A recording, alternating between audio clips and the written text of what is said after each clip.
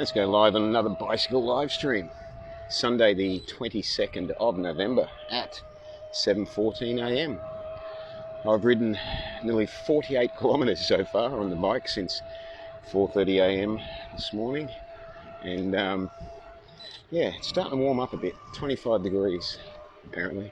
So anyway, I'm going to follow on this morning with the theme that I was live streaming about yesterday and also last week, and it's in relation, I'm calling it pleasure and pain, with the little subtitle that even a snake enjoys lying in the sun.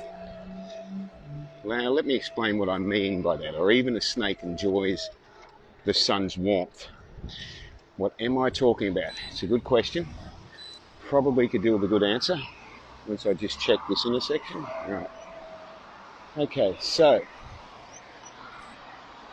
basically every living being is a pleasure seeker. And this applies not just to us, not just to yourself, not just to your companion animals, not just to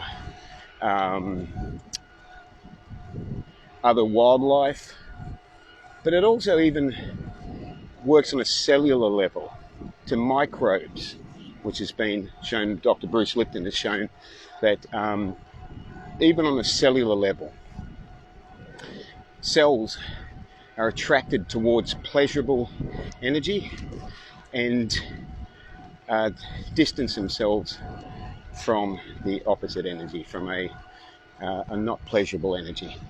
So at the most basic cellular level, we are pleasure seekers.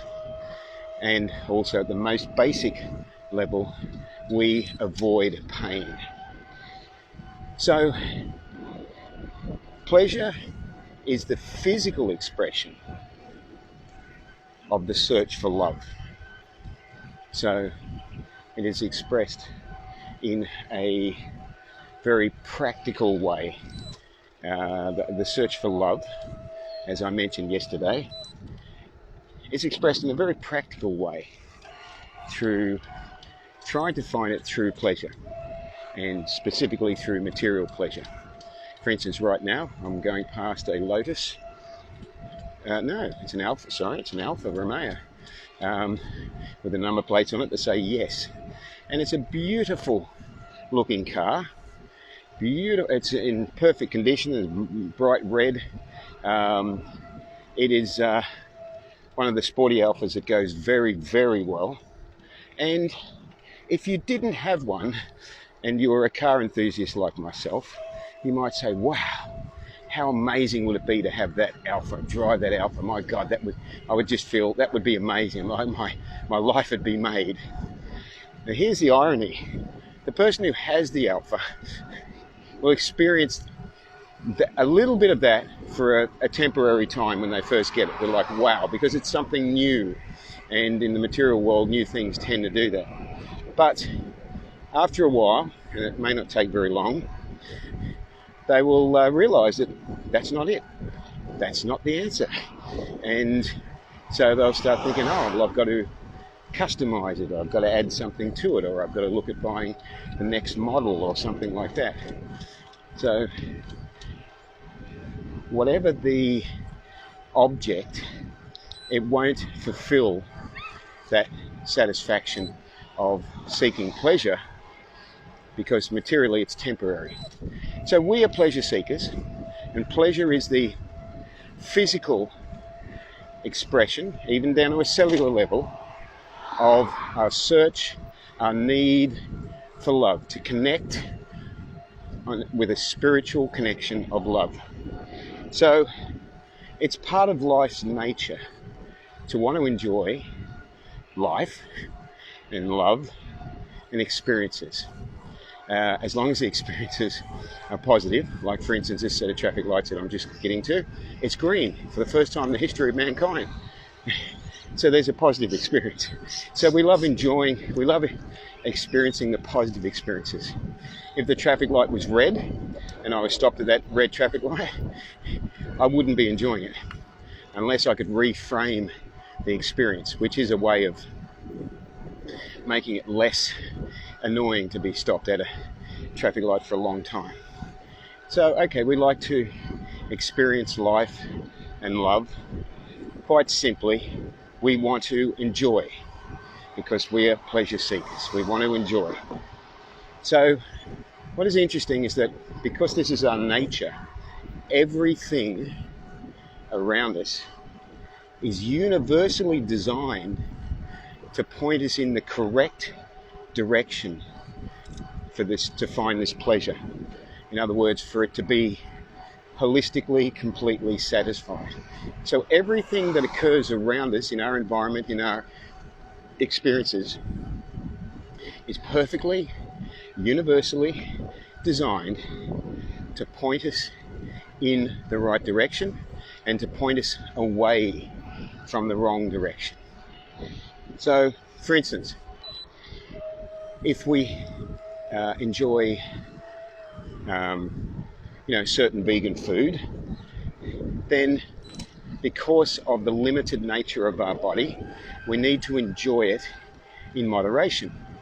If we go crazy and we eat too much of it, we can become fat, we can end up with different diseases, because we have tried to squeeze something out of that food that doesn't exist. We have tried to get that pleasure, and it's not there materially. So we tried to get the spiritual pleasure from the material food. Again, let's look at, last week I was talking about sex.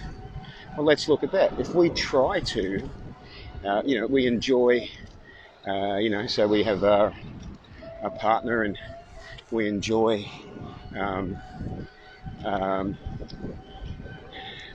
intimacy with our partner, and that's an extremely pleasurable experience. However, if we were to decide that more would be even more enjoyable, we end up in a bit of a problem, because there's a limitation, a physical limitation to what the body can experience.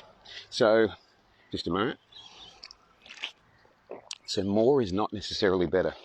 More, we end up with, we end up sore, we end up with diseases, we end up with complications from trying to squeeze something out of that experience which doesn't exist in the first place.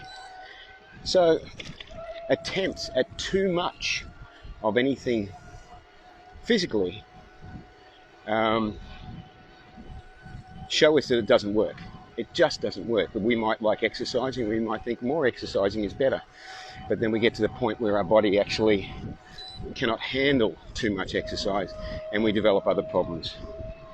So when we falsely identify with our body, as I mentioned yesterday, the number one thing that we have to come back to every day is remembering and reinforcing FBI.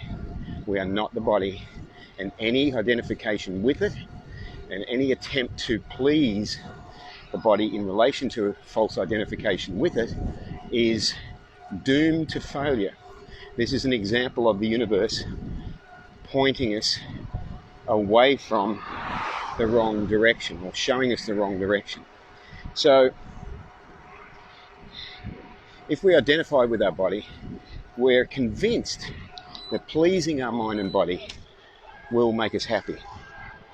But as I've mentioned in the last couple of weeks in these live streams, along the theme of pleasure and pain, that there is a world of difference between temporary material pleasure and actual, eternal, spiritual happiness. Two different energies. One cannot connect with the other. One energy cannot satisfy the other. So there is a world of difference between material pleasure and real happiness. So what is wonderful is that we, in Divine's grace, are given the free will. And this is an interesting thing for all the atheists out there. to ask yourself, who gave us that free will? You know, you deny the existence of God, but it's like, well, somebody gave us that free will. So we're given the free will to choose whether we follow our mind and the temporary pleasures, or whether we follow our heart and the real happiness that's contained within. So remember, as I was saying yesterday, when we come under the power of illusion from this material world, we look for love in all the wrong places, and of course, we suffer the consequences of that. We suffer the sadness, the loneliness, the painful experiences, the temporary, fleeting, disconnected, not very pleasurable connections, all because we're looking in the wrong place. So let me just get past this car here. So by the grace, this car here as well. Come on, you can do it. Okay. So by the grace of the universe, we will always be pointed in the right direction by being shown what is not the way to go. So it is always a really, really good sign. Let me just wind up by saying it's a really good sign when we experience the suffering and the pains and that of the material world, because this is the grace of the universe showing us the correct direction to head in by showing us what doesn't work. So I hope you've gained something from that in talking about pleasure and pain and how it works. Remember to live vegan and save lives. And I look forward to speaking to you next weekend. Ahimsa.